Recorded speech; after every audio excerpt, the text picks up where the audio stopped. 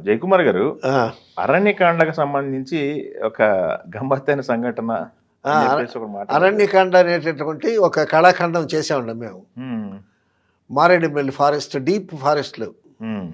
ఆ డీప్ ఫారెస్ట్‌లో నానా తంటాలు పడి చేసాం షూటింగ్ అక్కడ. హుహు. అక్కడ గెస్ట్ హౌస్ లేవు. హ్మ్. ఏదో నామకే వస్తే ఒక గెస్ట్ హౌస్ ఉంటే, ఆ గెస్ట్ హౌస్‌లో నాగార్జున గారు, హ్మ్. తర్వాత రాధిక, క్రాంతికుమార్ వాళ్ళకే సరిపోయాయి. హ్మ్.